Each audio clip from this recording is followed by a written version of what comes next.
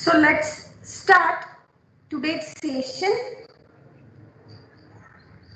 In today's session, we are going to cover one of the most popular optimization algorithms, and that is gradient descent. Gradient descent is the algorithm that is being used for optimization, as I stated, but not necessarily it is being used only for linear regression or solving the regression problem. In fact, gradient descent is used in many different algorithms, right? And in machine learning, for various approaches, we will be using this gradient descent for optimization. For linear regression also, we are going to make use of gradient descent algorithm to minimize our cost function, right? But today we will begin with the generic concept of gradient descent. We see what is the intuition behind the gradient descent, and then we will try to apply this gradient descent for our problem under consideration, and that is the linear regression, right? Let's begin with few expressions those we have derived so far. So for linear regression, we are having the hypothesis of the form h theta x equal to theta 0 plus theta 1 x. We are having the parameters theta 0 and theta 1. We have derived the cost function based upon the squared error, sum of squared error. So our cost function is denoted as the function of the parameters theta 0 and theta 1. So j of theta 0 theta 1 is equal to 1 divided by 2m summation over I equal to 1 to m h theta xi minus yi square. And our goal is to minimize this cost function j of theta 0 theta 1 so that we can have the optimal values for the parameters theta 0 theta 1, which actually provide us the minimum error. So that is what our objective is for linear regression, right? Now, though ultimately we would like to minimize our cost function of linear regression, as I stated right now, initially we are going to discuss gradient descent, the concept of gradient descent in a generic way, and then we will see how to apply that concept of gradient descent to minimize this cost function j, right? So let's begin with this concept of gradient descent. Just to understand this concept of gradient descent, I have listed out here few important steps or the outline of the gradient descent. So let us assume in a general way, as I stated, we would like to minimize any function, not necessarily it is a cost function associated with linear regression.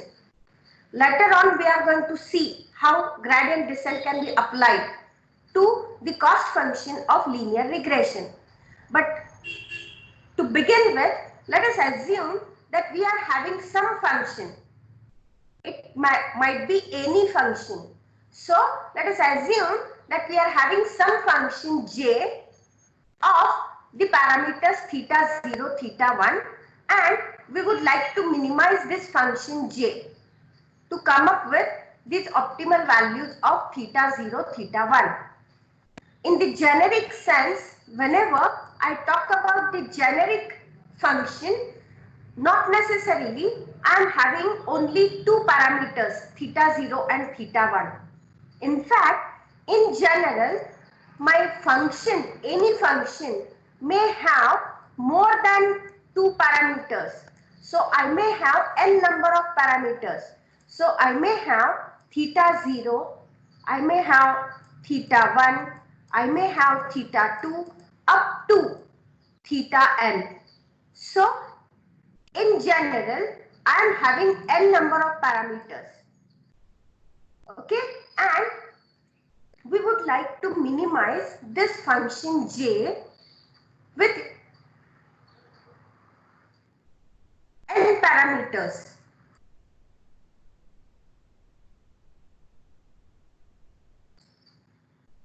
So after minimization of this function, we will get the values of all those parameters theta 0, theta 1 up to theta n, such that this function j is having the minimum value. So that is what the generic definition of minimizing a function. So I am having any number of parameters, n number of parameters. For the sake of understanding and to have a clear discussion, we are right now assuming that we are having two parameters, theta 0 and theta 1. But the same process can be applicable for n number of parameters. Okay, now this is the outline of our gradient descent algorithm. So what we are going to do first is, we are going to start with some arbitrary values of theta 0 and theta 1. So the initial values of these parameters theta 0 and theta 1 might be some random numbers. So we are going to select those initial values of theta 0, theta 1. Sometimes in some implementations, people even assign the initial values of theta 0 and theta 1 as zeros. So few people may assign theta 0 equal to 0 initially, and theta 1 also is being initialized to 0. But not necessarily 0 would be the starting position. Any value randomly can be assigned initially to these two parameter values theta 0 and theta 1. And during the process, we keep on changing the values of theta 0 and theta 1 to reduce our function j of theta 0, theta 1. We continue this process of changing the theta 0, theta 1 till hopefully we end up at the minimum. Right? So this process we are going to do automatically. We are not going to do it manually, but we are going to do it automatically, right? By writing some code or the program. Correct? In the last session, in fact, we have seen actually by selecting manually the values of theta 0 and theta 1 and how we can compute the function j.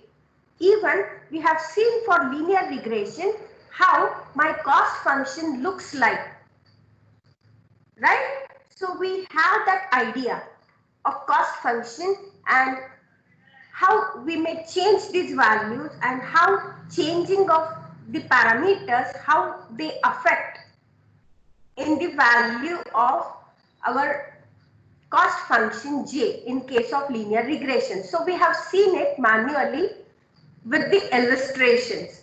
Okay, and now we are going to do it with one algorithm known as gradient descent. Okay, so the outline says that we are initializing some values of theta 0, theta 1, and we keep on changing those values of theta 0, theta 1 to reduce the function j. Function j may be any function, right? For simplicity, we are assuming that we are having only two parameters right now. So we continue this process till we reach to the minimum.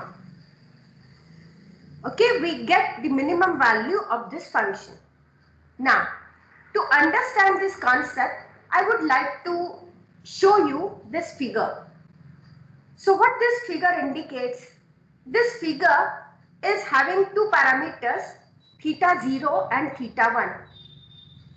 So on one axis, I am having values of theta 0 On the other axis, we are having the values of theta1. And the third axis, this is a 3D plot. So the third axis denotes my function j of theta0, theta1. Right? So whatever is the height, right, that is actually the cost. Now, if we look at this particular figure, right, once again I state that this j is any function, not necessarily it is a function related to regression. This is a generic discussion. Okay, now what we are observing here is we are having some hills and we are having some valleys. If we look at the nature of this plot. Okay, now I want you to imagine, just I'm explaining this concept with some simple illustration, what actually gradient descent is doing, right? So I want you just to imagine one scenic place. So imagine that whatever plot right now, whatever is this colorful plot you are observing right now on the screen, it is a grassy land. Right? So this is a grassy land, and in this grassy land we are having some hills and we are having some valleys. Just imagine that. Okay? And also imagine that you are standing at top of the hill. Right? So you are standing at top of the hill, and what you would like to do is you would like to take the steps such that you can rapidly reach to the downhill. So this is my downhill. This is my downhill. Right? In one of the perspective, this might be my downhill. So there are several areas here. Those are valleys or the downhills. So just imagine that you are standing at top of the hill and you just would like to reach to the downhill, but you want to follow the path or you want to have the steps towards downhill such that you can quickly reach to the downhill. So what we are imagining is we are standing at the hill of the hillside and we would like to go to the downhill and we would like to follow some path. So we want to take some steps so that we can reach to the downhill area as quickly as possible. So if this is the case, then what possibly we may do is wherever we are standing, we look around. Maybe 360 degrees, we may look around and we can find out the possible path which can lead us to the downhill quickly. Okay, so this is the thought process that we are following. Okay, so similarly now let us assume that we are standing at this position. Okay, and after standing at this position, we are looking around and we are finding out some path. So we'll be having now the little steps so that we can reach to this downhill. Okay, and we want to reach to this place as quickly as possible. So maybe we are following a path, so we may take a step like this. So we reach here. Once again, at this point, we look around and we may continue to follow some path by taking a step towards downhill. So we reach to this point maybe. Then once again, we repeat the same process. We look around and take this step. Once again, we look around and take this step.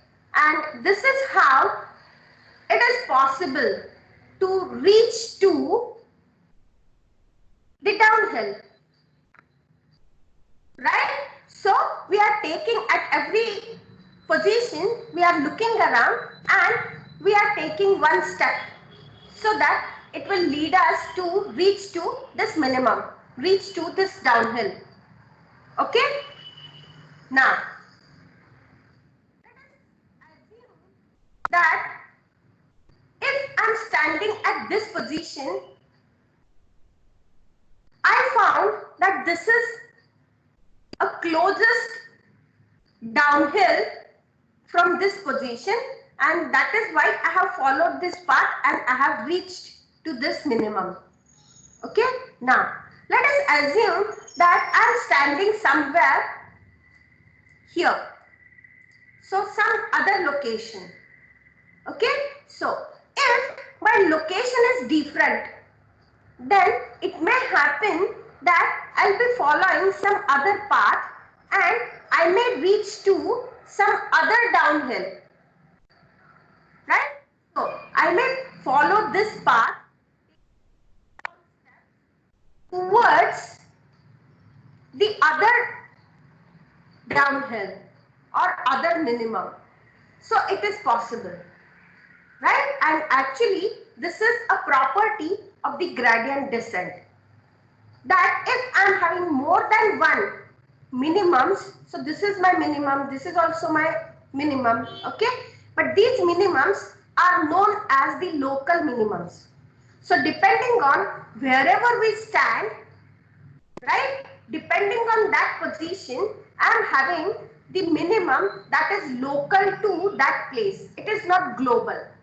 Global means global minimum and local minimum. We are having two different concepts. The local minimum is the minimum value depending on the initial value that we have picked up. So for some initial value, I may find that in the nearby region there is some minimum. So I may follow the path and I may reach to that minimum.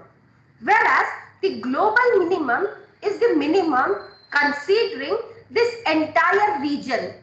So if I consider this entire region, then I am having this as the global minimum, minimum of all.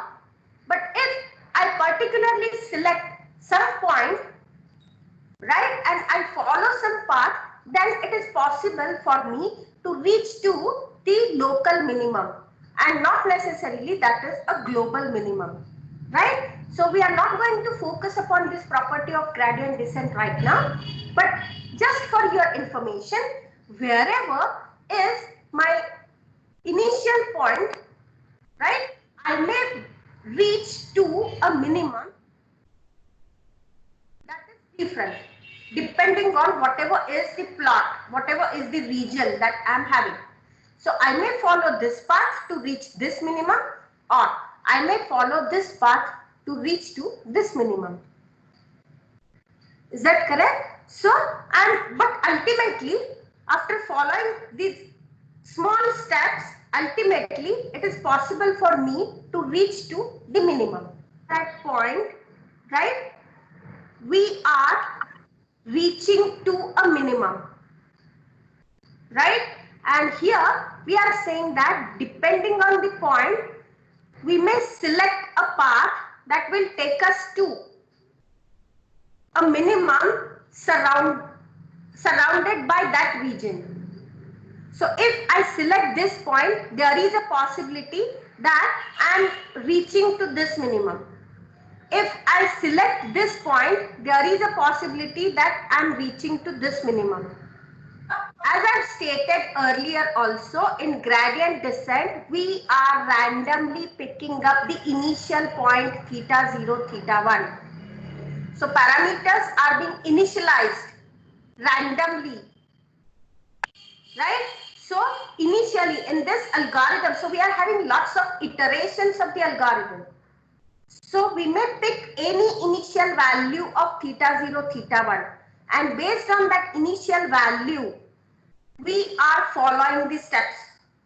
So if I am selecting this particular point around here on this hill, right, then definitely depending on this point, I may follow some other path as well, and I will reach to this local minimum over here.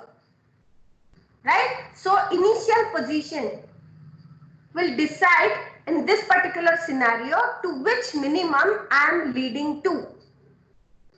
Correct? So this is a generic concept. We are going to apply later this gradient descent to our linear regression. And let me tell you, in linear regression, we are having only the global minima. We are not having the local minima in linear regression. So we are having such kind of a bowl-shaped function in linear regression. And that is how we are having only one minimum, only one global minimum. We are not having the curve or the plot of the cost function like this, wherein we are having the local minimums as well, right? In linear regression, we are having the global minimum. We are not having the function like this. So right now, we are not thinking of the local minimas. But in general, depending upon whatever is the initial position that we have selected, we are going to reach to the local minima. Whenever we apply this concept to our linear regression, once again I am emphasizing, in linear regression, we are having such kinds of bowl-shaped functions, J, cost functions, having only the global minima. We are not having the functions like this. And that is why whichever may be the point, initial point selected, we ultimately reach to the global minima in case of linear regression. Right? And we are going to apply this concept of gradient descent. This is a generic concept. And we are going to apply this concept to our linear regression, wherein we are having only the global minima, that is a single minima, and whatever may be the initial value of my theta 0, theta 1 parameters, and ultimately reaching to my global minima. Gradient descent algorithm, I am going to mathematically write now this algorithm and the steps to be followed. So see here, this is really a very simple algorithm. So what we are going to do is, we are going to repeat some process until convergence. Here what we mean by until convergence? Until convergence of the algorithm means we reach to the minimum. Okay, so repeat the process until we are not at the minimum. Okay, so we are going to iterate through. So many times we are going to follow this step that has been depicted over here. So what we have written? We have written a statement that is actually modifying my parameter theta j. Right? So this subscript j denotes the parameter that we are going to deal with. Presently, we are having only two parameters. So I am having j equal to 0 and j equal to 1. We are having only two parameters right now, theta 0 and theta 1. Right? So we are going to repeat this process for both these parameters, theta 0 and theta 1.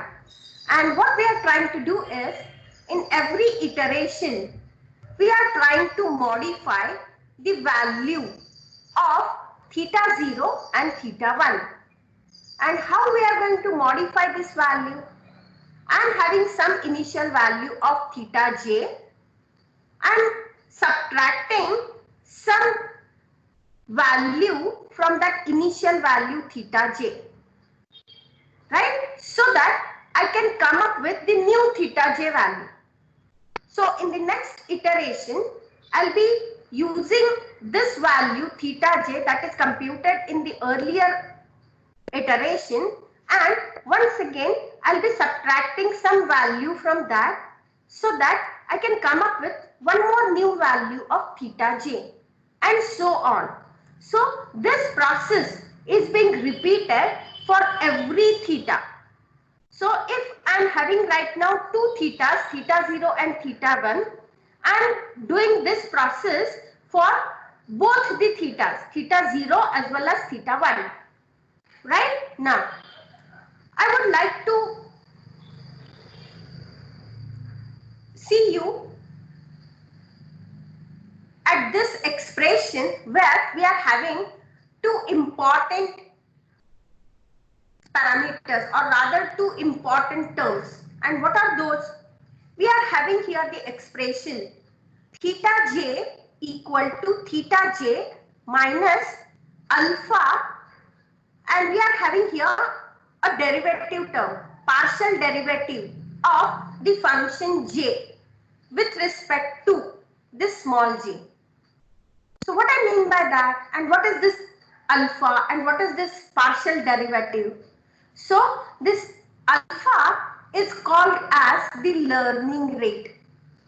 This alpha is called as learning rate, and this term, which is a partial derivative of my function j, right?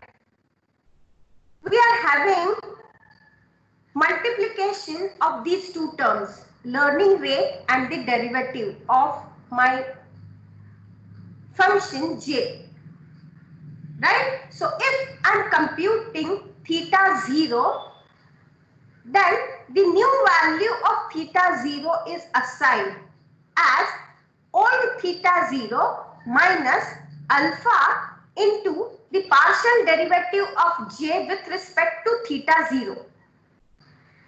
If I am computing this term for theta 1, then my new value of theta 1 would be assigned as the old value of theta 1 minus multiplication of this learning rate alpha and the derivative of my function j with respect to theta 1.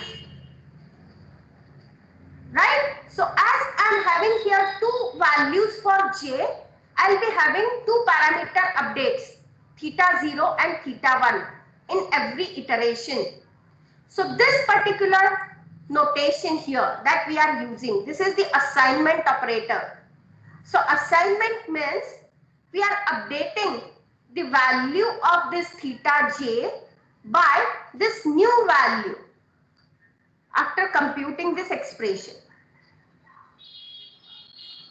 Are you getting me? Yes? Are you getting me? Yes, ma'am.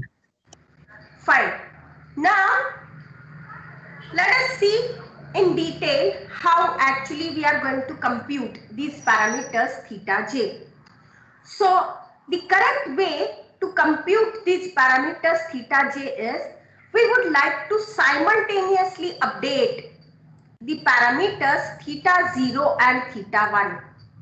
We want these parameters to be updated simultaneously, theta 0, theta 1. So if I am having n number of parameters, I want all those parameters to be updated simultaneously. So what we mean by this simultaneous update? I am going to explain you with few steps what we mean by this simultaneous update. So let us see what is simultaneous update.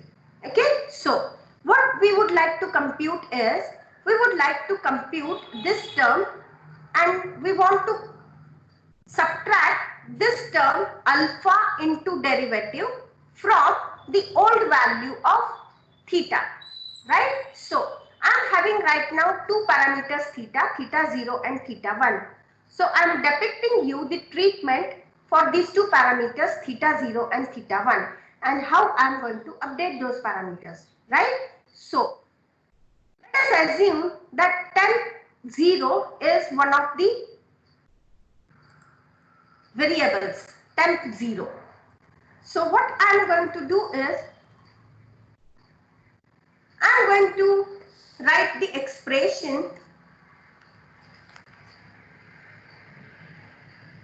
like temp 0 is equal to theta 0 minus alpha derivative of j with respect to theta 0.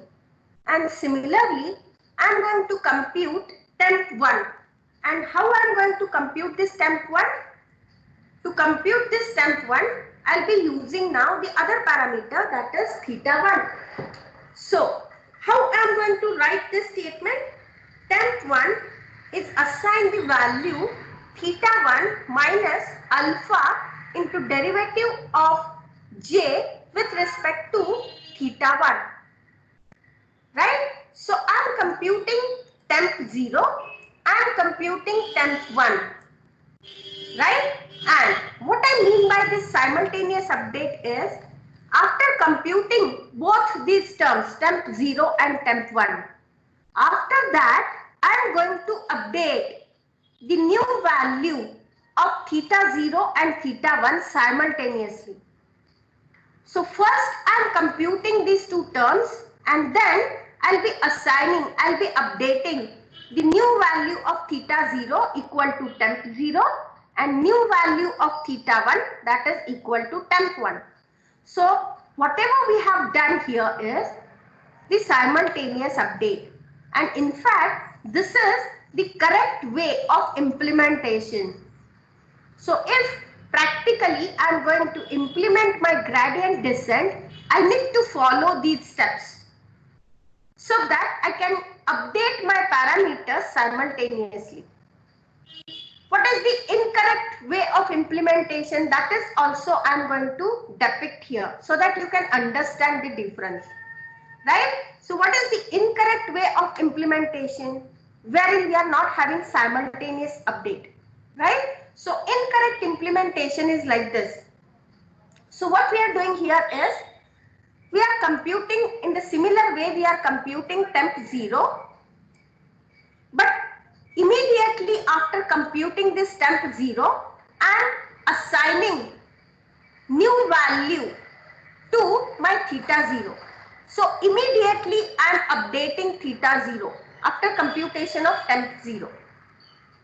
Similarly, after first update of theta 0, what I am going to do is, I am going to compute here temp 1 with the expression, and then I am updating theta 1 here. Right? So, now tell me, do you find that there is any difference in these two implementations? I am expecting the responses from you guys. Do you feel that the output of these two implementations are different, or whether these are same? Output will be different. Output will be different. What would be the reason? In temp 1 is equal to theta 1 minus alpha derivative with respect to theta 1. We are taking derivative of new theta 0. Yes, very true.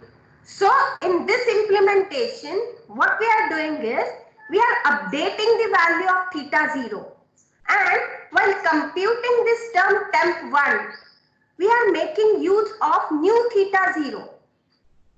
That should not be the case. In one iteration, we need to make use of the original theta 0's theta 1 to compute these terms temp 0 and temp 1. Right? And then after computing this derivative with respect to the same theta 0, theta 1 values, then only we are supposed to update these parameters simultaneously. Wherein, what we are doing here? We are computing the derivative with respect to theta 0 and immediately we are updating that theta 0. So whenever we go for this temp 1, this new value of theta 0 would be considered here. Right? And based on this updated value, we are computing the derivative and we are computing this term temp 1. And then we are computing this theta 1. So this is not actually the simultaneous update. So for computation of temp 0, we are using original theta 0 value, and for computation of temp 1, we are using updated theta 0. This should not be the case, and that is why I said that this is not the simultaneous update and this is the incorrect way of implementing gradient descent. But we should go for this simultaneous update, such kind of implementation. That is correct. Okay, so compute the derivatives with respect to the same values of theta 0, theta 1. Store the intermediate results in some variables temp 0 and temp 1, and then simultaneously update the parameters theta 0 and theta 1. Understood? Is there any doubt? Yes? Got the concept? Yes? Yes, ma'am. May I proceed? Yes. Fine. Now, you must be having the question in mind that how actually we are going to compute these parameters and what about this learning rate? Do you have that question in mind? Because practically we are supposed to implement this. Correct, no? Yes. So how actually we are going to interpret this derivative term and what actually is this learning rate? So I'm going to explain you now what this derivative term is, how to interpret that derivative term, and then we'll look at this learning rate alpha.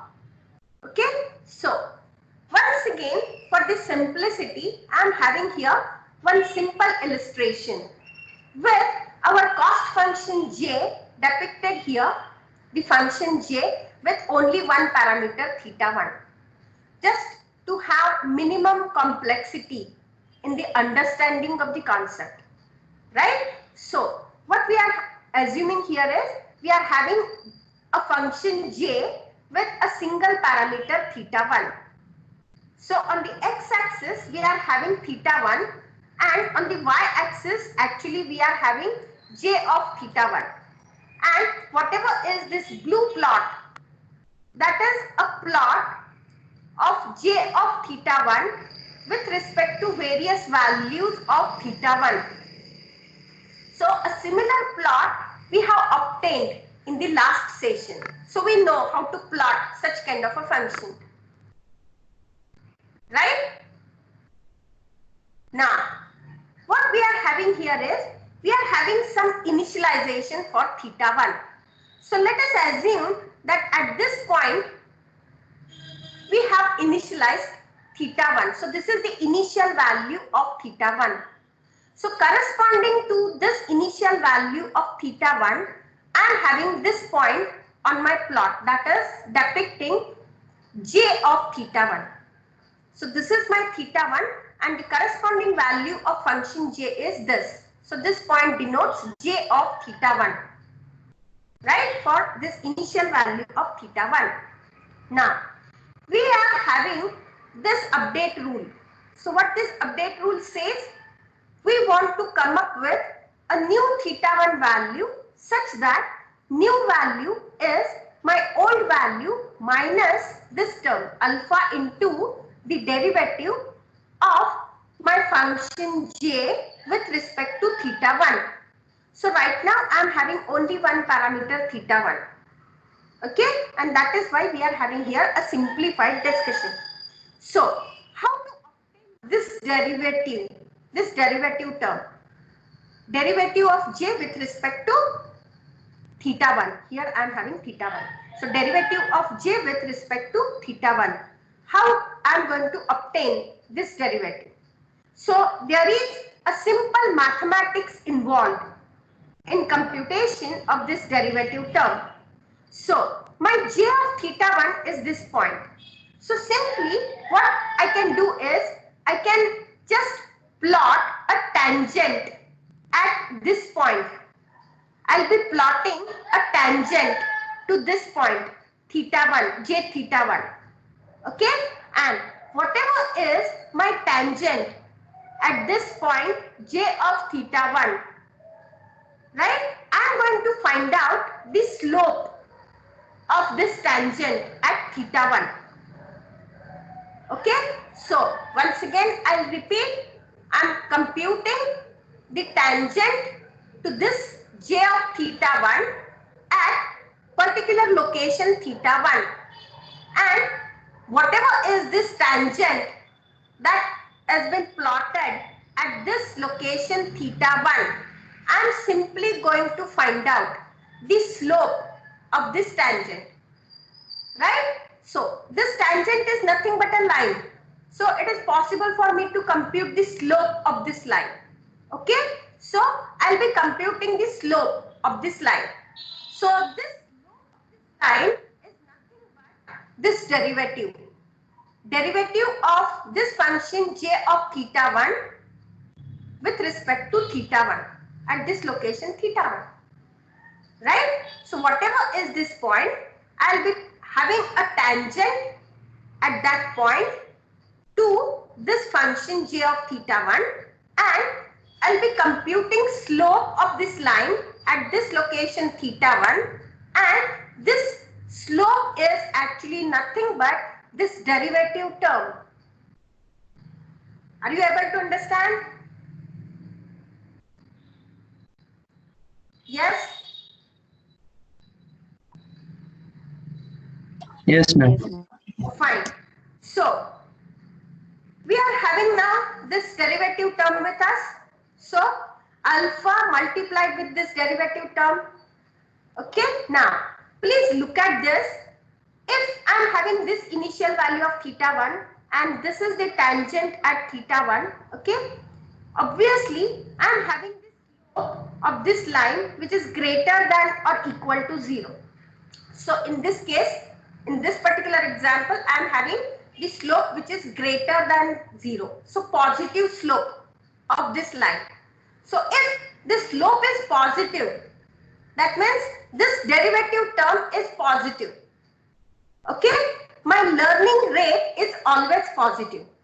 So a positive term multiplied with a positive term. So ultimately this alpha multiplied with this derivative term is a positive term. So what I'm trying to do is I'm trying to subtract a positive number from this theta 1. So this is my original theta and I'm trying to subtract a positive number from my original theta 1 value. So obviously what I'll get some reduced value of this theta 1. Reduced value of this theta 1. So I'm reducing the value. I'm reducing the value of theta 1. So I'm moving in this particular direction so that I'm getting new value of theta 1. Okay. So I may get some new value of theta 1. Now in the next iteration I'll be applying the same process.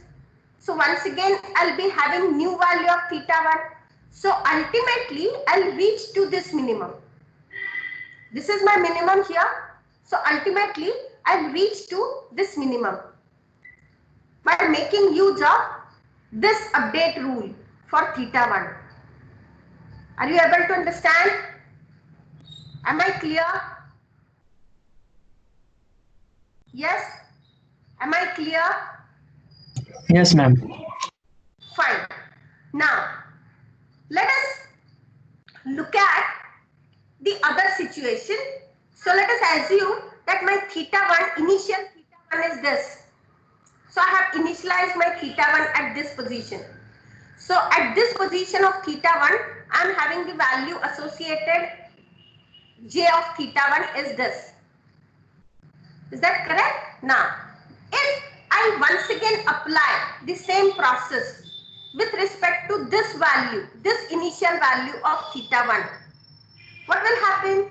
I am having this term. Update rule, theta 1 equal to theta 1 minus alpha derivative of j of theta 1 with respect to theta 1. Is that correct? So, once again, I need to compute this derivative. So, I'll be finding out the tangent at this theta 1. Now, just look at this tangent. If I look at this line, the slope of this line is negative.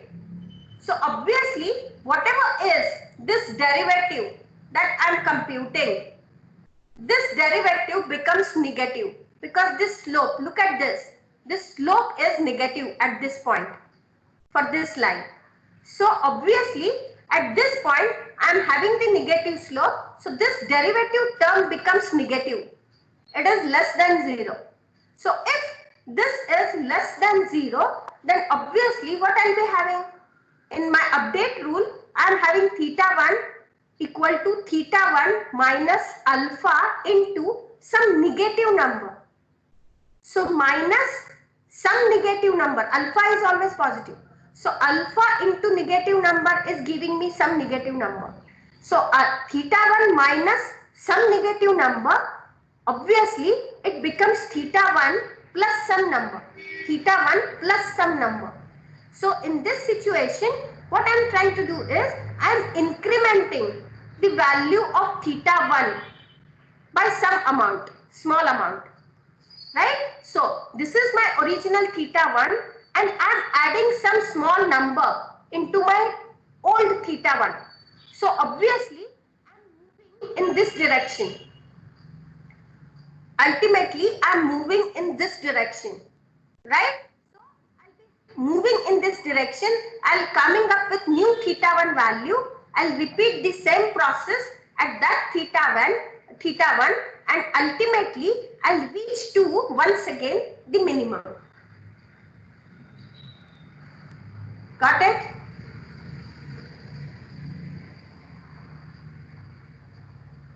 Yes? Yes, ma'am. So whether the concept is clear now? Yes, ma'am. Fine. So this was related to computation of this derivative term. Okay? Let me give you a brief idea about this learning rate and then we are going to conclude our session. Okay? So let's talk about the learning rate now. So in this expression, in this update rule, we talked about this derivative term and now we are having this learning rate alpha. Okay? So I'm going to select the value of this alpha. Right? So if I select this alpha that is too small, then my gradient descent will work very slow.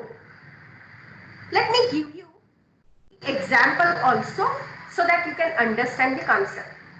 And if I select the value of alpha, that is the learning rate, which is too big, too large, then my gradient descent can overshoot the minimum. And sometimes it may happen that I'm not even able to reach to the minimum. So let me illustrate this concept with a figure. So let us assume that we have started with this original initial value of theta 1 and let us assume that my alpha is very small, some small value of alpha. Okay, so following the steps to compute this derivative, okay, obviously this gradient descent algorithm will take me to this direction. But as my alpha is very small, so this multiplier is very small, ultimately I am subtracting some small value. Or if the slope is negative, I am adding some small value into my old theta 1. So in fact, I am having some baby steps. I am having some tiny steps if my alpha is very small. So by making use of such baby steps, I am trying to reach out to my minimum. So obviously the number of steps required are more and that is why my gradient descent will be slow. Are you getting me? Yes? Yes, ma'am. Fine. So if my alpha value is very small, then I'm having very small steps. I'm having tiny steps. And by following those small steps, baby steps, I'm reaching to my local minima here. And that is why I'm saying that if alpha is very small, then the gradient descent can be slow. But if I select alpha, which is my learning rate, which is too big, then what will happen? Let us assume that I'm having selected this initial value of theta 1 and my alpha is very big. So if my alpha is very big, then what I'll have is I'm having huge steps. I'm having huge steps. So after following those huge steps, it may happen that I may jump to this location as my next theta. As my alpha is too large, in the next iteration, it may happen that I'm reaching to this theta. After following a huge step, then I may reach to this one, then I may reach to this one, and so on. Right? So if my alpha value is too large, I'm actually having the big steps. And if I'm having big steps, then there is a possibility that I may move around. I'm jumping here and there. Right? But it is not possible for me to reach to the minimum. It may happen sometime. So if alpha is too large, my gradient descent may overshoot the minimum, may not reach the minimum. I may just wander here and there. I may just jump here and there.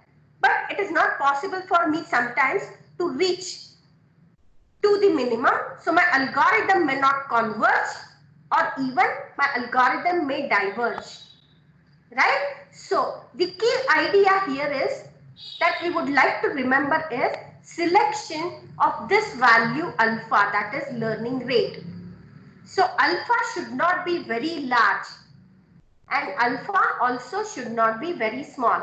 With some examples later, I'm going to tell you some practical tips how to select this value of alpha. Right? But just right now remember that my learning rate should not be very low or it should not be very large. If it is very low, then my gradient descent will be slow. So lots of time I'll take to reach to the minimum, and if my alpha is very large, then there is a possibility that my gradient descent will not converge. Right? Fine. So I hope you must have understood the concept. We are going to conclude this session today. You'll be having a quiz based on all 3 sessions covered in this week. Right? The link will be open till 1:30 p.m. So you are supposed to respond to the quiz. Okay? So let's conclude today's session. In the next session, we are going to focus more upon this gradient descent and how this gradient descent can actually be used for linear regression. Okay? Fine. Thank you.